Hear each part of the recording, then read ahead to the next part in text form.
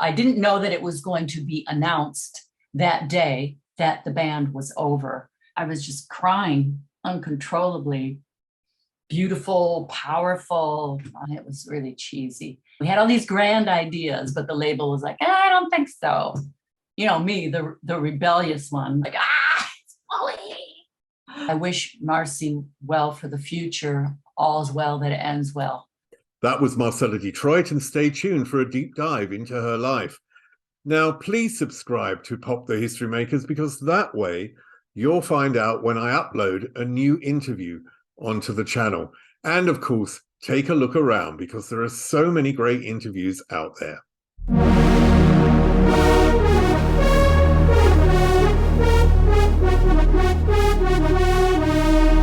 You're listening to Pop the History Makers with me, Steve Blame. Marcy Levy, Marcella Detroit, two names, a bit like me, Steve Blame and Stephen James. And I was told by a therapist that when you develop a new name, you have a different personality. So in effect, you have two personalities. So who am I talking to today? Actually, it's more than two personalities, Steve. Yeah, that's what I said to my therapist. You know, it depends on what we're talking about, I guess. Okay, we come to that later. I want to talk about your childhood and the music that you were surrounded by, that your family played. Well, my parents always had the radio on. You know, I grew up in Detroit, so there was always like a local pop station that my parents loved. All Motown stuff, that was always going on in the background. My dad played ukulele, so he would walk around the house like after he'd get home from work, and he'd start playing these country songs like a Detour, There's a Muddy Road Ahead. But he loved pop music, and he loved the Beatles, and so did my mother. He just loved when new Beatles songs came out. He would just be amazed at the wonder of their songs and the journeys they would take you on. Like Penny Lane was one of his favorites. So there was always a radio on in our house or in the car. And of course I bought, all the records, the 45s, Beach Boys, Leslie Gore. I mean, when I had my little turntable and I bought my 45s. When did you realize you had a voice? Well, my father and I used to sing in the car together. We used to sing harmonies together when I was really young. But when I started school when I was 5, I was always involved in singing. I was involved in, duos, trios, quartets, quintets, school plays, school shows. And I started playing an instrument pretty young when I was like 7. So yeah, I think it was around, as soon as I started school and as soon as I could sing and, sing with a chorus and a bunch of people, it was so much fun to me. Were you naturally creative, would you say then? Yeah. I think I was. My mother saved some of the poetry I created. And there was one thing, it was about Thanksgiving, and the way that I wrote it was very creative. So yeah, I think I've always had that ability and desire to be creative, but it became more intense and more of a necessity and a way of life for me when my parents decided that we should move to this all Jewish neighborhood, because we were the only Jewish. There was only one other Jewish family where we were living in southwestern Detroit. And my parents thought that we should move and we should be with more Jewish people. I don't know, maybe they thought I would grow up and marry a nice Jewish boy. Like that was never going to happen. Not because of any kind of prejudice towards Jewish or whatever, or it was just because I was very independent and I wouldn't be told what to do as a child and a teenager, especially. Were you rebellious then? Oh, God. Yeah, I was very rebellious. I mean, so what form did that take? Well, whatever my parents told me not to do, I would do. Don't do that. Okay, I'm going to do that. Don't take drugs. Okay, yeah, I'm going to take drugs. Don't, watch out for, for men and what they might do and blah, blah, blah.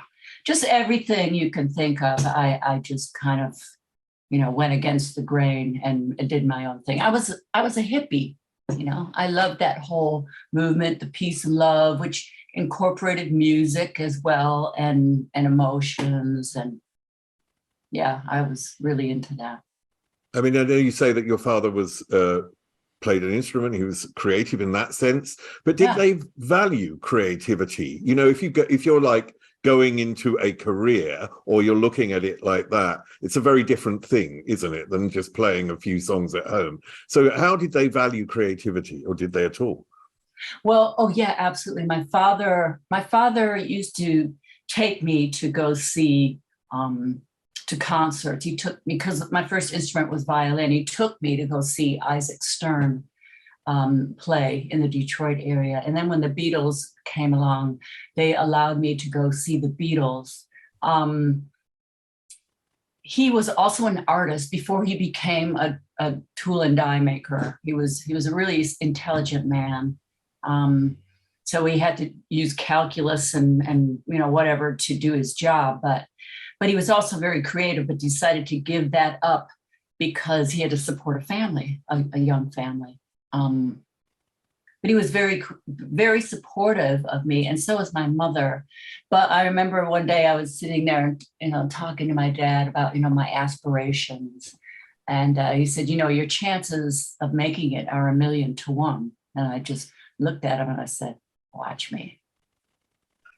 Yeah, if there's ever a point where you want to prove something, it's when your parents say that. So you said there was an urgency created within you when they decided to move to a different area. What was that urgency, and what did you do? Well, basically, I didn't want to move. My parents thought it would be a good idea, and I was really angry about it. And in fact, I developed this illness that didn't even allow me to go to school for a month. It baffled the doctors. They couldn't figure out what was wrong with me. Nobody could figure out what was wrong. I was just so angry and despondent, really. I think maybe I was depressed as well, because I was so happy where I was. I was accepted. So we moved to this other area, and I was shunned, I was mocked, I was made fun of, I was the outcast. And so then I started leaning more into my music. I started writing songs. And that was really like, music was my best friend. My guitar was my best friend. My father was very supportive too. In that time, he bought me an electric guitar for the first time. He bought me an acoustic guitar, a 12-string before that. But he was very supportive of my music and knew how much it meant to me. And he could see that I was, really into it, and I had a natural talent toward it. I mean, it's interesting, isn't it? There's so many artists that have this outsider or, feeling different at an early age in their, look at Bowie. Outside says everything, really. This sort of provides, in a sense, a drive for many of these artists. Do you think that is, in a sense, where your drive, apart from the talent, because you obviously need talent to be successful, but drive is a big thing about being successful as well? Do you think it came from that? I absolutely do. I think maybe if we hadn't moved and I hadn't, turned to my music to comfort me and to give me an outlet, I don't know what would have happened. Maybe I would have been happier. I was a pretty happy kid, and very, very, what's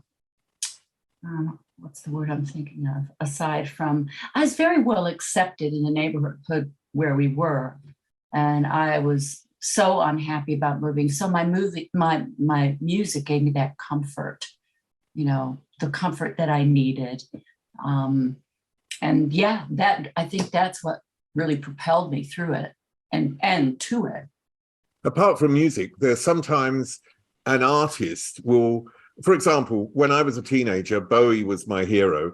And as someone who was gay and didn't really know it at that period, Bowie provided this world that I wanted to go to rather than the world of my parents. He was my freedom. Do you see what I mean? So I wanted to be in his world, and he represented that. Was there an artist that you listened to that represented the world in which you wanted to be? I don't just mean music, but the world in which you wanted to expand and to flourish and blossom.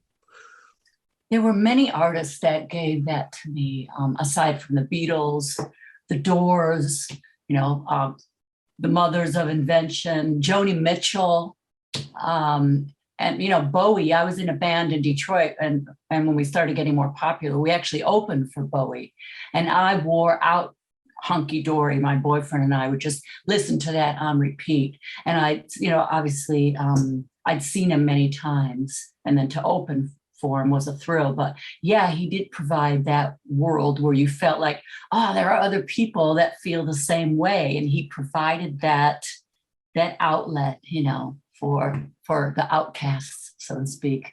I mean, I'll come to that in a minute, but when did music come to be a choice instead of just something that you were retreating into? When did that actually become an active participation? You mean when I decided to make it a job? Yeah. Right. Well, I made a conscious decision about it. I had been in some bands in the Detroit area, but I had just come out of a very physically abusive relationship. And I remember one day I was in this park in Detroit playing my guitar. And I remember looking up at the sky and thinking, this feels so good when I play. It feels so natural to me. I looked up at the sky and I said out loud, this is what I'm going to do with the rest of my life. And at that moment, that is when I decided to do something about it. So I put my name on this local radio station that would have these want ads every, I don't know, I guess it was every Friday. And you could put anything up there you wanted. And I said, girl singer looking for blues band. And that's how I joined my first band. And that was it. And I never stopped. I mean, Julia, you mentioned the band Julia, which was that band. And you also mentioned Bowie, and that you played as support for Bowie, and that you'd also seen him in concert. Can you tell me, what, in terms of playing as a support for Bowie, how was that? And did you get an opportunity to meet him at all? Well, first of all, it was an honor, and it was with Julia that we ended up opening for Bowie. It was a thrill because it was in one of the most iconic theaters in Detroit called the Fisher Theater. It looked like an opera house, really. Gilded, very ornate, beautiful chandeliers. And I had only been there maybe once or twice in my little life to see concerts. So to play there and to see Bowie there and to be opening for him was beyond astounding for all of us. We were so honored and thrilled. Unfortunately, none of us got to meet him because as soon as we came off stage, they said, we have to clear the backstage area. Nobody's allowed back here while he's preparing. And so, me, the rebellious one, I said, I have to go back. I left my bag back there, so I need to go backstage and get it out of the dressing room. So I went back, they allowed me in, and as I walked past his dressing room, I could see him in there in the mirror, preparing, getting ready, and I was just like, it's Bowie. It was the coolest thing. But yeah, it was wonderful on so many levels. For us, for Julia, the lead guitarist, his name was Bill Mueller, also known as Blue Miller, who became a really highly lauded producer, produced India Ari's breakout album, and was her musical director for many years. We ended up writing songs, and we did a few of those songs for that show. And it was wonderful to hear that. But then, to see Bowie, and all of us were just watching in awe. I know that you snuck into lots of concerts when you were young, and you'd been to see lots of acts in any case, and then seeing Bowie on stage. What were you able to glean from different artists in terms of performance, in terms of image, and of course in terms of the use of the voice?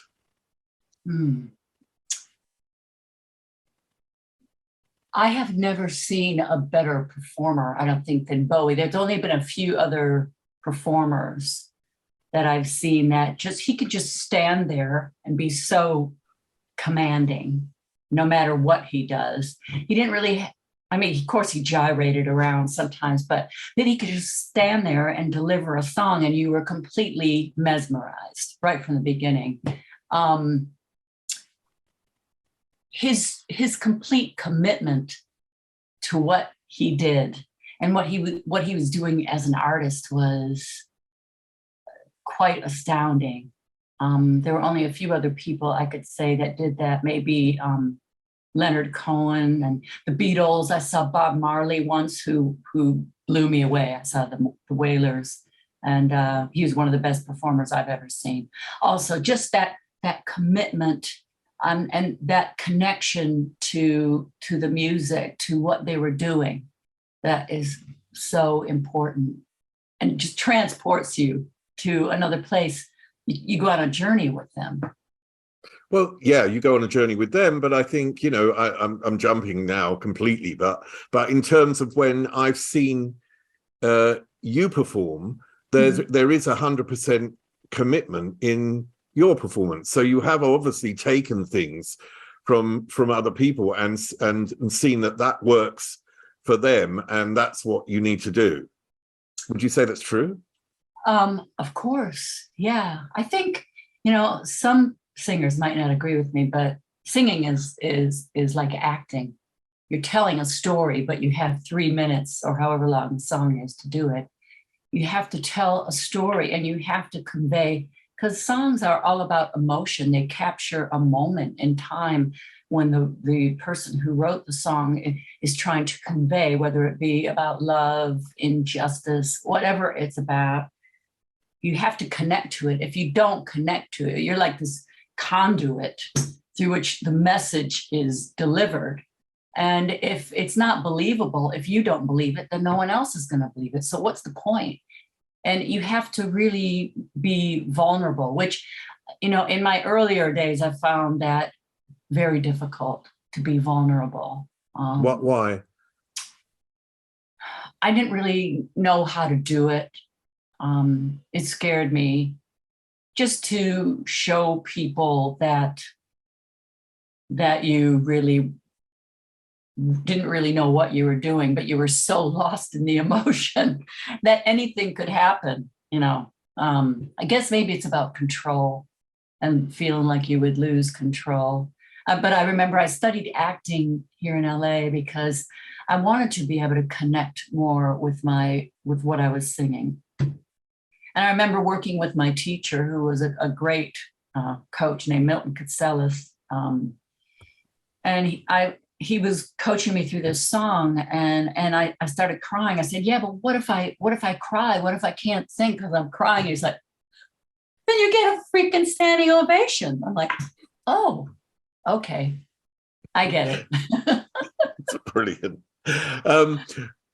After supporting Bowie, Bob Seger signed you up to tour, Julia up to tour with him. What was that experience like, and what did you learn in that experience creatively and musically? Oh gosh. Well, that was a great experience because, you know, Bob had already had some hits in the country, and he asked our band to audition because he was looking for a new band. So he hired us all, and after a few months, he fired the rhythm section, the drummer and the bass player, and he kept myself and Bill Mueller on, and hired these hotshot players from Tulsa, Oklahoma, which was like this really cool musical hot spot that not a lot of people knew about, but Leon Russell was from there. He was part of the Wrecking Crew. There were other incredible musicians there, like Carl Radle from Derek and the Dominoes. And anyway, we toured the country, and then I really got to understand, okay, this is what it's like to tour. It was the first time I was on a plane, on a jet. Whereas when I was a kid, my parents would take me to the airport. We'd sit there and watch planes take off for hours. And we were so fascinated with it. So here I was on a plane for the first time and touring around the country and doing all these festivals. And, you know, Bob was such a great performer. Really, he was also very committed to what he was doing, very devoted and committed. So I learned about that, you know, even more by working with him and what it took to actually have the, you know, the wherewithal, you know, to do that. And it was difficult touring. I mean, there was no luxury about it. We were in what you call estate wagons, and then we graduated to Winnebagos, you know, like, you know, caravans and things. But only a few times we took a plane to get to, you know, locations that were too far to drive to. How old were you back then? How old were you back then at that time? When I first joined his band, I was 19. Oh, wow. So was that like joining a new family to a certain extent? Because you know, you speak about it in those terms, and it also sounds that it was very collaborative. And I don't just mean in terms of the performance, but in terms of the exchange. Yeah, absolutely. And then when the guys from Tulsa joined, Jamie Oldacre on drums and Dick Sims, who played keyboards. He kicked bass with his feet. He was fantastic. So we became very good friends, and we were like family. Bob hired this other singer named Sean Murphy, and her and I we would get to do our own song during the show. And it was really funny because one night we did this song by Lynn Collins, who was a James Brown protege, called Think, not to be confused with the Aretha Franklin Think. But we performed this song one night, and the crowd went crazy. We got standing ovations, and after the show, we went back to the hotel, and Bob got us in the hallway. He said, "You guys are fired," and we're like, I learned a lesson there also. Well, just not a lesson, but what could possibly happen if you're too good. And it's not necessarily a good lesson, but you know, if you're too good and you outshine someone, you get fired. People get jealous. There's a lot of egos involved in this business. So he fired us, and we just looked at each other like, wow, okay, be good, but don't be too good. Anyway, but the next morning he hired us back. He realized the error of his ways and said, okay, come on, you know, it's okay.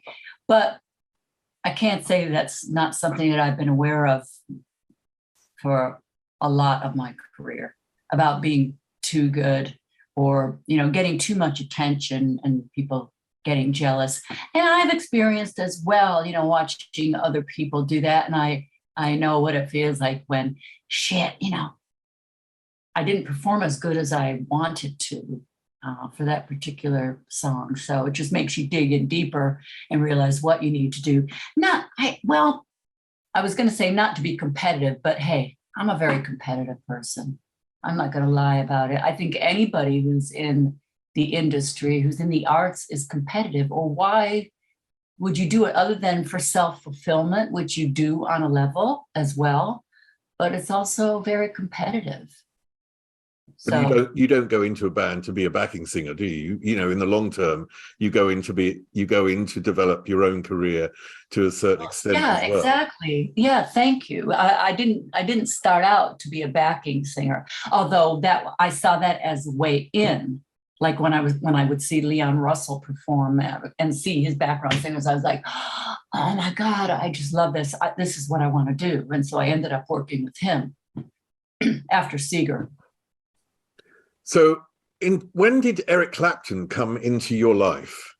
Okay, well, as far as the Julia and us backing up Seger, the guys from Tulsa invited me to move to Tulsa. I was like, I've done a lot out of Detroit. What else can I do here? And I knew I was crazy about Leon Russell, and I wanted to meet him and possibly work with him. And I was actually had like a major crush on him. And so when I moved to Tulsa, and I was in the band with those guys and some other great, fantastic musicians in Tulsa. Carl Radel from Derek and the Dominoes, the bass player, and he worked with George Harrison and like loads of other people. He was also part of the Wrecking Crew. He would come and see us play. And after several months, he got a call from Eric who said, hey, I want to go back out on the road. Because he was at a very low point, you know, with his depression, his own demons. Oh, I want to get back on the road. I need to get back out there. So Carl, he said, I'm looking for a band. So Carl said, come to Tulsa and check these guys out. So he came to check us out. He came to this famous venue called Kane's Ballroom where we were playing. And he sat in with us. And right after that, he wanted to hire us all. But I had already committed to working with Leon. And I was like, there's no way I'm not going to work with Leon Russell, because I used to have pictures of him all over my bedroom walls and his records. And I told my mother, I'm going to sing with him one day. And she was like, oh, yeah, that's nice, honey. Okay. So there was no way I was not going to do that. I think my mistake was being in a relationship, getting involved with him. But I thought I was in love with him, you know. He had so much charisma. But as a musician, it was just phenomenal, just truly phenomenal. Anyway, I digressed a bit. So I went off and toured with Leon, and my friends, Jamie and Dick and Carl, went off to tour with Eric, and they did 461 Ocean Boulevard. And whenever I had time off, I would go join them and watch them perform. I went to St. Louis to see them perform, and a few other cities. And so after my stint with Leon was over and my relationship, that was about 9.5 months later, they called, my friends, Jamie and Dick called and said, hey, you should come down to Jamaica. We're starting another album. Why don't you come down here? We'll fly you down. And so I went down, and I ended up singing on about, I don't know, like 6 or 7 songs on the album. There's one in every crowd. And the next thing I know, Eric saying to me, hey, Marcy, would you like to be in the band? And I'm like, yeah, tour the world with you. First of all, I saw Cream in Detroit when they came, and they were at a place called the Grandy Ballroom. They were fantastic. And I loved Eric. I thought he was great. I loved his solo foray that Delaney Bramlett produced. I loved After Midnight and all those songs. So I was completely honored and thrilled to be working with him and with my friends. So that's how that started. So how did the recording of Lay Down Sally come about? And how did you, be involved in that? Because there's a big jump in a sense, isn't it? Oh, yeah. Well, I had always been writing since I was 12. I've been writing songs. But then it became more serious when I joined Eric's band. I got an opportunity for my songs to really be heard. And on the second album, There's No Reason to Cry, Eric and I wrote song Innocent Times together. And there was another song called Hungry that Dick Sims and I wrote that was on one of the albums as well. And then in 1977, when we were in England and we were recording what would become the Slow Hand album, one day we're in the studio, we're at Olympic, which is this iconic studio in Barnes in London, and where everybody has worked, from Led Zeppelin to the Stones to you name it. Eric says to me, like in those days, you didn't really come to the studio with lots of ideas. You would just go in the studio and hope you came up with something. But sometimes Eric would come in with ideas. Oh, I've got this idea. He would just start playing something and we'd all just join in. So he said, Marcy, I've got this idea. I want to write a song called Lay Down Sally. So I was like, I'm always intrigued by titles. They really motivate me and I find them really interesting and challenging. So I was like, Lay Down Sally. Okay. Well, what could that be about? Well, obviously, to me, it was like a guy trying to talk a girl into, hey, why don't you just lay down here? We'll talk for a while. So I came up with the idea. Initially, I just grabbed a guitar. We were very into Little Feat and Bo Diddley. So I just started playing more of a bump, bump, bump, bump, kind of on the guitar. And I don't know where, sometimes these melodies, you just kind of pull them out of the air, out of the ether. I heard Willie Nelson say that once, and I was like, yes, I totally get that. All of a sudden, the title will inspire a melody. And I just started singing that title, that Lay Down, Sally. And we kept going on from there. And we wrote, the three of us, George, Terry, Eric, and I, we wrote the chorus in that Little Feat groove. But then we got to the verses and nothing sounded right. We're trying to go to a minor chord. No, that didn't work. I mean, we worked on it for hours, maybe 5, 6 hours. The keyboard player, Dick, got really bored. He went back to the hotel. So we're just still hanging out there. And all of a sudden, Eric starts playing, the dick, dick, dig, dick, dig, dig, dig. And Glenn Johns, who's producing it, goes, oh, this sounds great. This sounds great. Okay, let's record it. So all of a sudden we have a whole song recorded. Like I said, the keyboard player left. So I got behind the Wurlitzer and I just play. If you listen, it's like a really simplistic piano part because I don't really know how to play piano that well, even though I love it. But we put the track down and we had the chorus because we already wrote that. And Eric said to me, go back to the hotel tonight and write the rest of the song. So I had an idea. I knew what the song was about. It was about, that premise. And I just tried to put myself in that position. That's not a pun really, but I tried to put myself in that position of that happening. And so I came back with it the next day and we recorded it. And I mean, we had no idea that it would be this major hit, like 6 to 8 months later, when the manager kept coming in, seeing us on tour going, oh, Lay Down Sally just entered the charts at number 30 something. We're like, really? Wow. Okay. And as it progressed and it finally went to number 4 and the single went gold, it was really, really incredible. How does a musician's mind work? Because it does seem like, no, but it does seem like it's different in some way. And I don't know, is it because you can hear things that you can put together and it works differently? I don't know. I really don't know how to describe it myself, but I do feel there must be some difference in the way that it works and maybe, Joe Bloggs. Yeah, I really don't know because I'm not like a neuroscientist or whatever, but or are you constantly aware of sounds? Are you constantly aware of things around you in terms of sound? Absolutely. And that's probably why I'm going deaf, because I've had a lot of sound at incredible levels in my life. But no, my ear is always tuned into sound. Like somebody could be talking. If there's some music playing in the background, my ear just goes there. My ear and my attention just goes there. And there's a name for that. I remember seeing Sting doing an interview saying there is a name for that when you get distracted by any conversation, if there's music playing, especially if it's good music, that you could be, la, la, la, la. That's what it sounds like. That's what you're doing to me. All I'm doing is, I want to hear that. I don't really know how it works, but it's just something that becomes such a part of you and a part of your DNA that you're so attracted to it, and you're always creating. I write songs in my dreams, and I used to actually wake up and record them, and some of them would be terrible, but others would be like, wow, I can't believe I came up with this.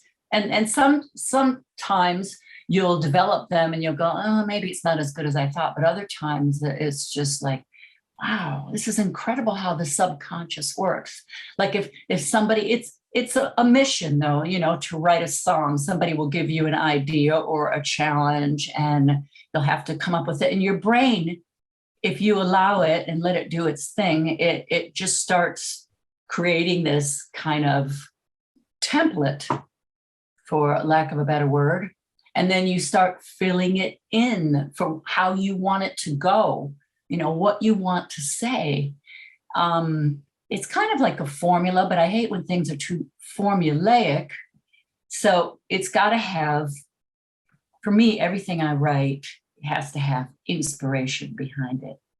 When I was younger, I used to just kind of, oh yeah, I can write a song about anything, or, it doesn't really have to mean anything to me. But that really changed a lot after I joined Shakespears Sister.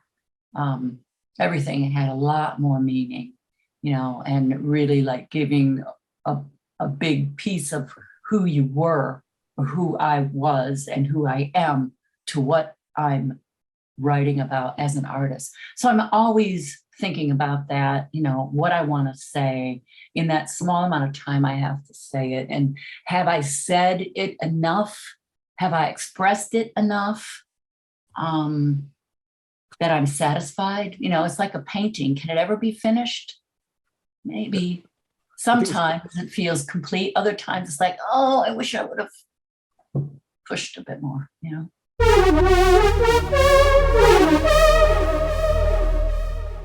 I think it's interesting that you say dreams as well, that, that I'm a screenwriter today, and if I have a problem in a script, I go to bed with it. And I wake up and I've solved the problem.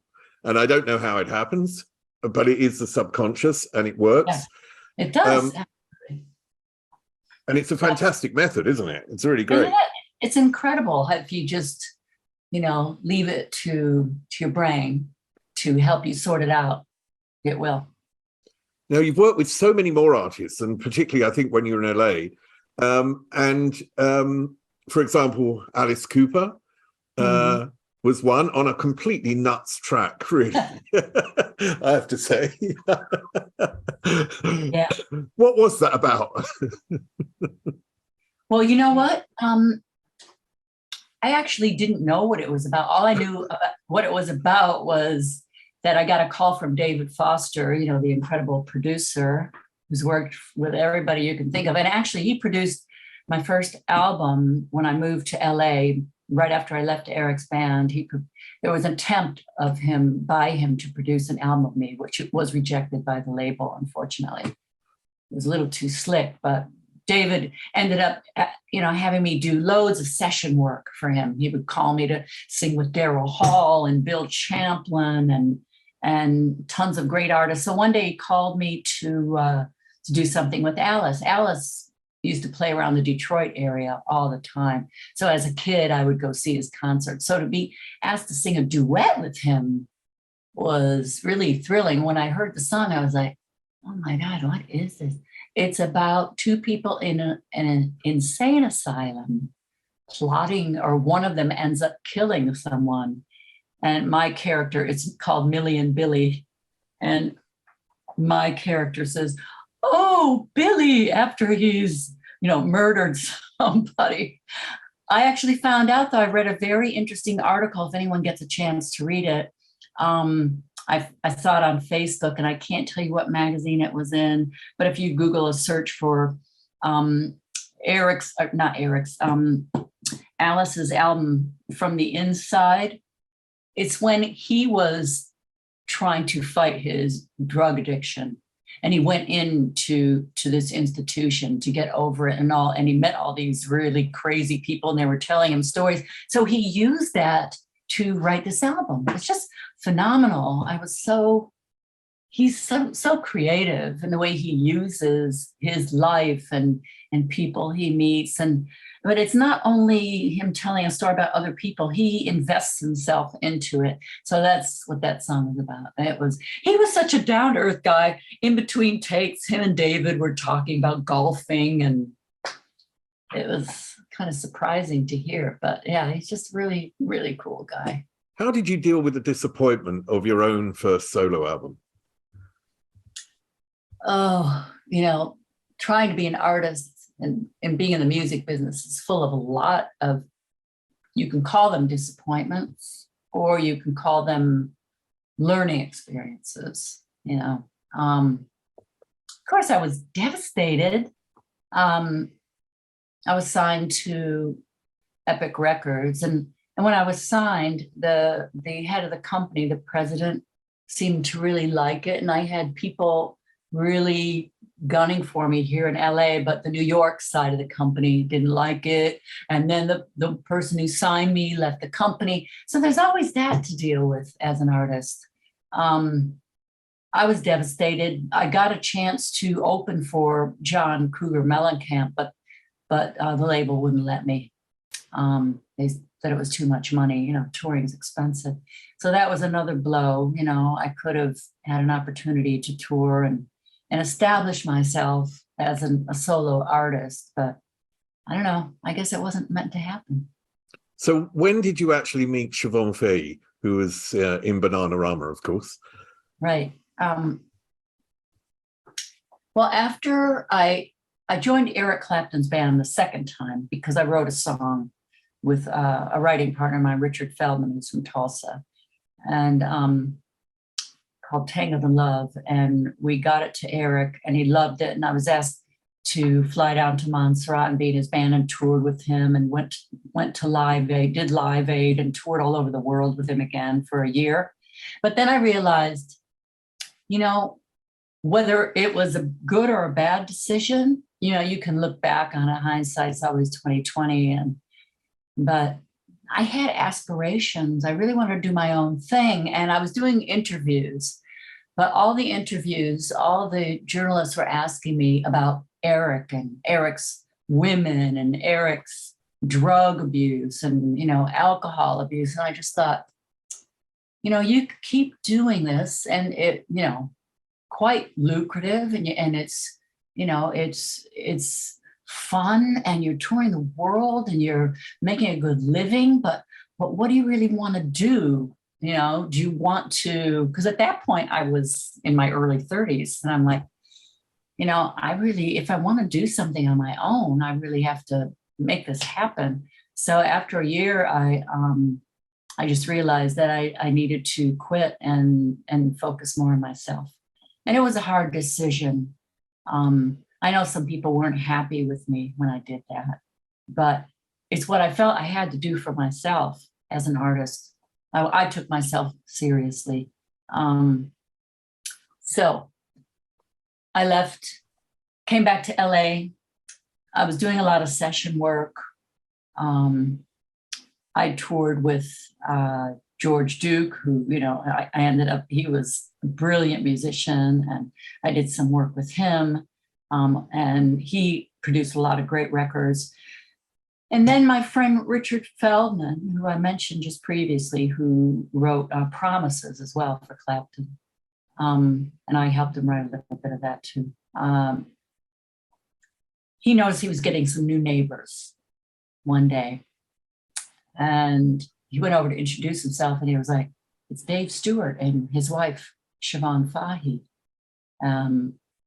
So he called me and said, "Hey, these Dave Stewart and Siobhan Fahey just moved in across the street from me." I'm like, "Wow, that's cool." And Richard had a studio in his house. It was a good little home studio. And he invited Siobhan over there to work with him. She was pregnant at the time with their first child. And so he invited me over to meet them and to meet her. And he said, you guys should come and sing and write with us and play, whatever. So I ended up doing that for the first album, Sacred Heart. And that's how we met, and that's how it started. At first, I was like a hired hand, Well, sing I mean, background vocals and write and play and whatever. you were from very different areas. I mean, Oh, yeah. Siobhan was a pop artist, and I don't want to demean what she did because it was great pop, but Yeah. you come from a much deeper and a more cultured area of pop music, and more credible area. There's no doubt about it. So, what really deep down made you want to? I know this is in hindsight again, because obviously I know the story a bit, but what made you want to work with her? Well, initially we got along really, really well. She was very shy. She had just made a decision to leave Bananarama. And Richard and Dave would say to me, you guys sound really good together. This is so unusual. I don't think either of us were really sure we wanted to be in a band together, to be quite honest. I was not so sure, for reasons that you said, and also, my determination to be this thing on my own. But I thought, wow, this is so unusual. I'm bringing my sensibilities to it. She's got her sensibilities, and we met in the middle with certain things like, I wasn't, back in the day, I was not into punk at all. Yeah, I was into rock and roll, soul, R&B, and that's where but I loved T-Rex. We both loved T-Rex. I loved Sly. She loved Sly and the Family Stone. So that's where we met. And then I got to appreciate, where she came from a bit more. And we got to use those influences, and together they made something really unusual and quite successful. The last single off of Sacred Heart actually did really well in the chart. I think it went to number 7 in the UK charts. So then it was like the record company and the management, everybody was saying to me, we want you to be a 50% member of the band. And that made it different for me, because it meant that I would have more of a say. I would have more of a voice in it. I would be an equal partner on paper, basically. But Siobhan had a vision, and she knew where she wanted it to go, musically. But she and I started that second album together in my little home studio, about a half a mile from where I am right now. We recorded everything at my home. We'd get together every day and write, and it was very disciplined, but it was also very spontaneous at the same time. It was led by a visual concept in a way, wasn't it? Was that Siobhan's concept? We were inspired by a movie that her husband Dave saw and told us about, called Catwomen of the Moon. It was a B movie made in the 1950s in America. It was really cheesy. It was about these cat women who lived on the moon, and they were, beautiful, powerful. And so we wanted to buy the rights to the film and superimpose ourselves into the film. And we had all these grand ideas, but the label was like, I don't think so. Because it was quite, cost prohibitive. So instead, we still used the movie for inspiration. And we could really relate to it, because these women were kind of outcast, but powerful. They knew they were really different, and they knew all the power they possessed. So we used certain scenes from the movie for our songs. And for Stay, there was a scene where the character that I was going to portray had fallen in love with an earthling who came to the moon, and I was begging him not to go back. And so that's where Stay came from. One day, on a Sunday at 9:30 in the morning, Dave and Siobhan came over, and my husband said, hey, wake up. Dave and Siobhan are here. And he brought me in a cup of coffee, and Dave has an idea. And Dave said, Marcy, when we have these parties and you always sing these beautiful ballads, I think we should write something that features you. I'm like, oh, okay. So he had the start of an idea. He had the verse, the very first verse, all mapped out and everything. And when it got to the chorus, I just started singing, "Stay with me, stay with me." And so it went from there. It was such an incredible process. And working with Dave he was so nurturing.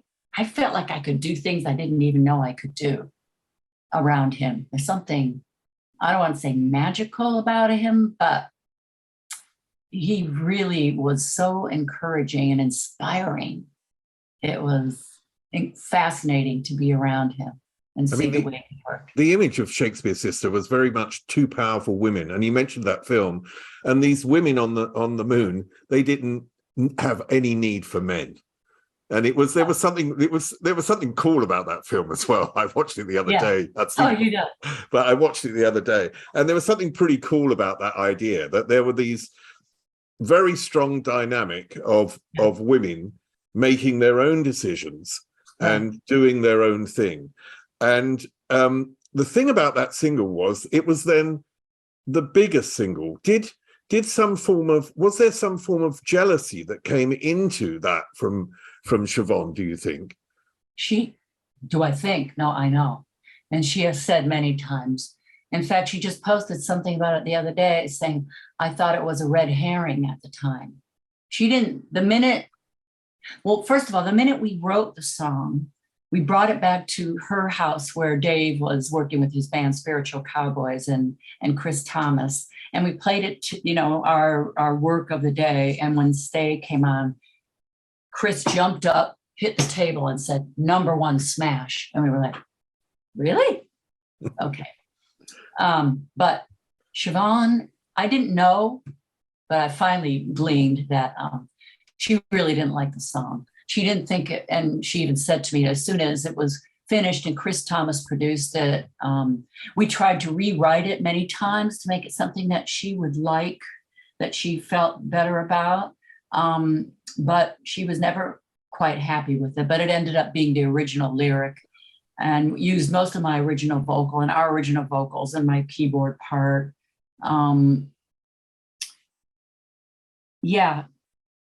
It was a real surprise that it was so successful, and it was the cause of a lot of problems. When Siobhan hated it, the minute that the record company said this is going to be the next single, she was going on about it to me. We were taking a walk back from a photo shoot, and she was like, I don't think it represents Shakespears Sister. It's not really what this band is about. And hey, I understand. You start something, you have a vision, it's your band, and then I'm brought into the mix, and then I'm featured, and I'm taking, this song, this representation is taking away from your original vision. But in fact, it wasn't, because it was so interesting what the song, sometimes initially I had trouble singing it, because it was like the character had such a dichotomy going on within her. And 1 minute she's saying, if you leave, I'll never be the same. And then her alter ego comes in and says, and is threatening him, that she's going to kill him, or he's going to die if he doesn't come back to her. So there's this neediness, and then there's this angst. And I found it a little difficult to actually sing initially, but yeah, there were major problems. In fact, she wouldn't do the radio tour with me when it was announced it was going to be a single. I did it on my own. I just brought the acoustic guitar, and I went all across the UK, and I sang it, and I couldn't believe that it would catch on, but just started climbing up the charts. I think it entered at 28, or was it? I don't even know if it was higher, and it just kept climbing, and then it was there for 8 weeks. Yeah, it was the longest single by a female duo. I think that was at the time, hadn't been beaten. And the interesting thing about that, and I've heard it from other artists, and it is, when you have a career like Siobhan in pop music, and then you're moving into a slightly different, more serious area, and you want to make a statement. And in a sense, I can understand it in that way, that there was a pressure for her to prove something, you know, coming from Bananarama, although they were massively successful and loved, they were so commercial pop, you know, and then wanting to sort of express finally what she wanted to express, and then maybe feeling, oh, I can't. And unfortunately, it was, you know, what came out was better, but the ego stopped. It was a bit like the Bob Seger thing, what you said, that he got rid of us and then in the morning rehired us. Yeah. I think it's really sad. But one thing that really came from that did you such a lot of good. I know that at the Ivor Novello Awards, then that's when you'd been nominated for Best Video, which Sophie Muller directed all your videos. We were nominated, yeah. And you won, didn't you? You won that award. Well, for the Brit Awards, we won for Best Video. For Ivor Novello, we won Best Collection of Songs, i.e. Best Album for Hormonally Yours. Yeah. Oh, right. And but that was the moment that you heard that this band was over. Yeah, it was announced there at the awards ceremony. Thanks very much. But you didn't know before. It was a complete surprise. Well, okay. I knew something was going on, but I didn't know that it was going to be announced that day that the band was over. The message that her publisher read out was, I wish Marcy well for the future. All's well that it ends well. So I was a bit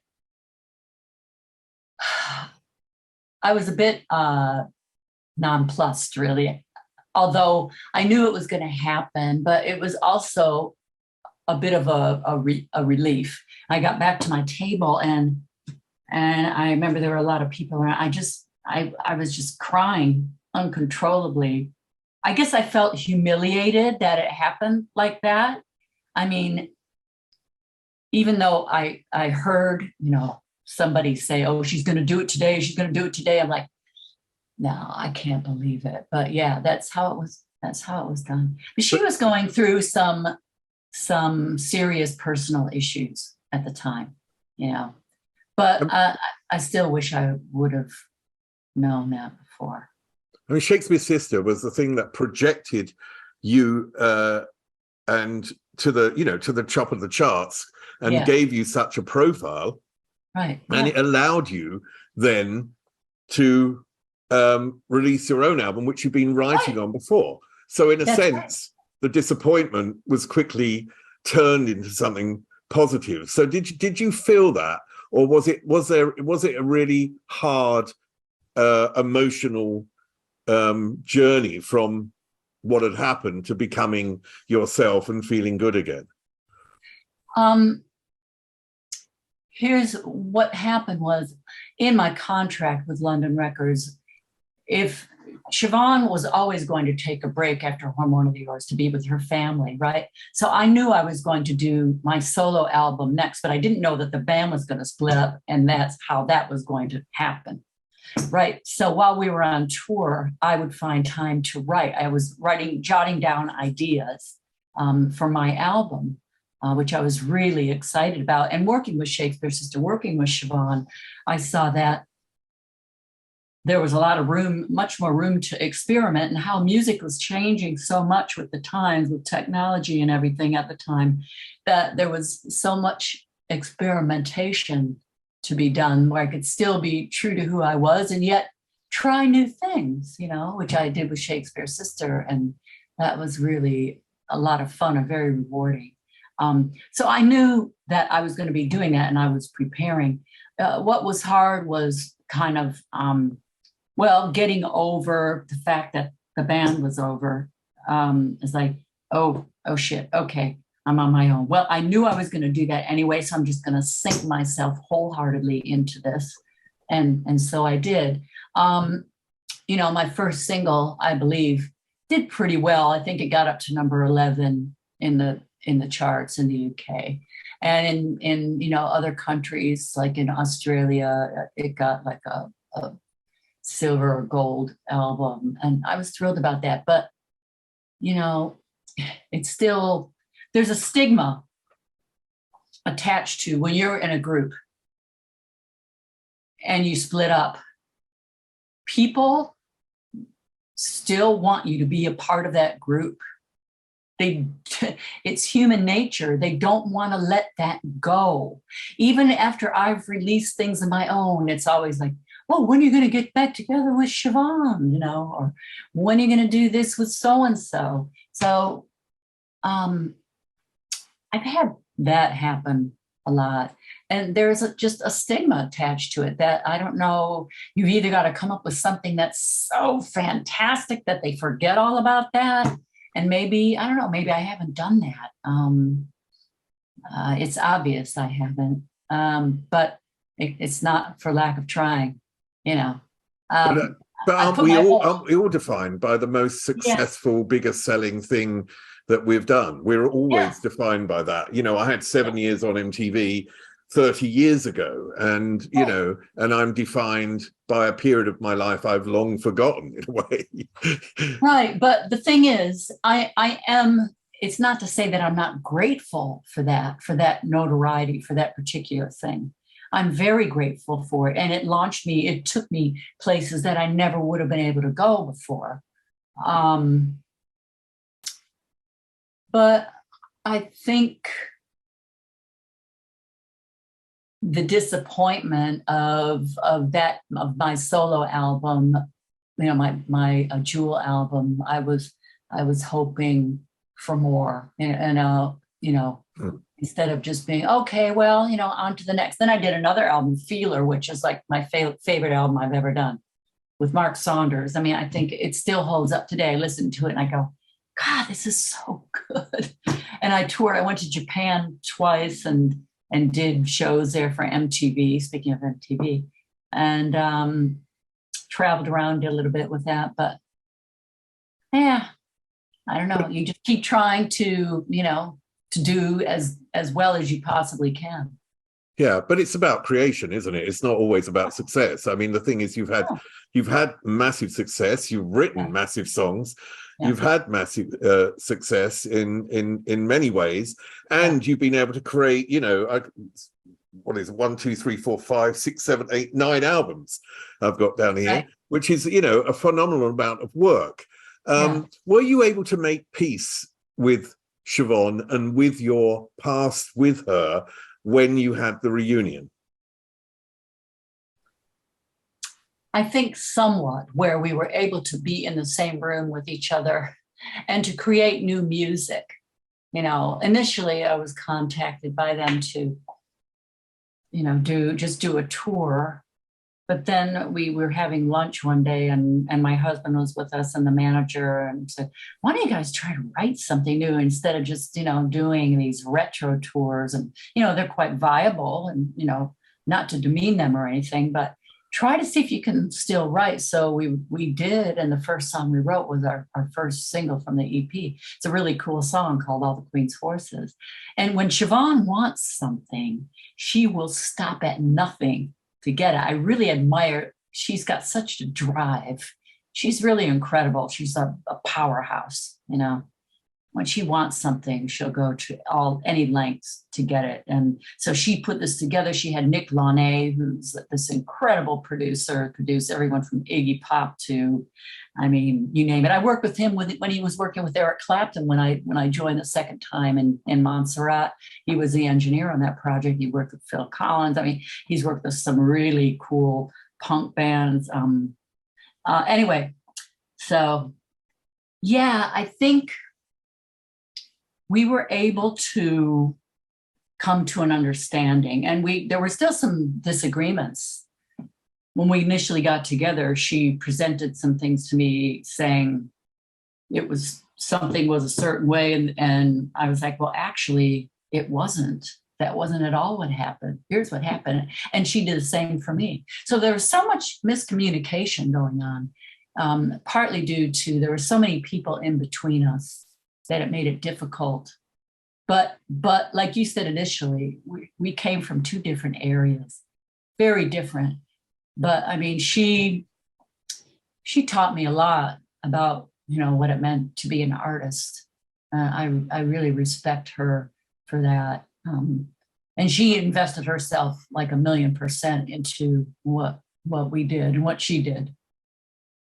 Well, I just want to end with a thank you in a way, because I think you have contributed so much to popular culture. You've been involved in so many different songs that have been in my life, and it's an immense contribution. I think it's far more immense than a lot of people realize. And I think that's just it's just a fantastic thing, and I wish you so much wealth and in your creativity in the future. Thank you so much. I mean, I started out doing it because I just love being creative, and like I said, music was always there for me, like an emotional support dog, That's what music has been to me, really. But I do it because I love it. But it becomes a means to an end because, we all need to eat. We need to make a living. But I still do it because I love it, and I love to be creative. And I'm honored that I've worked with all the people that I've worked with. And I continue to write and be creative. And I watched the Graham Norton performance of Stay and the reunion. No, but your vocal gymnastics, oh my God. Really? Is that so? Oh, yeah, oh my God. Oh, see, there you are, the perfectionist. Well, I was just so nervous. We did like a few rehearsals, and in the one rehearsal, I felt the emotion building up. Like, can I swear? Yeah. I was like, shit, this is it. I can't believe we're actually doing this. She's there. I'm here. We're on the same stage together after 27 years, and we're doing this iconic song. I was very emotional. So when it came time to actually really doing it, when they taped it, I mean, I was too emotional, and my voice was a little quivery, like at the beginning, because I was like overwhelmed with emotion. But hey, can't change it. That's what came out. Well, thank you, Marcy Levy, Marcella Detroit, however many other personalities are in there like me. I'm the woman of many names. Exactly. Thank you so much for this interview, and I wish you really the best. Thank you. You're so welcome, Steve. It was really a pleasure talking to you. See you again. Bye. All right. Take care. Bye. Up there is an interview I recommend. Down there is where you can find all the podcast interviews. And here is where you can connect.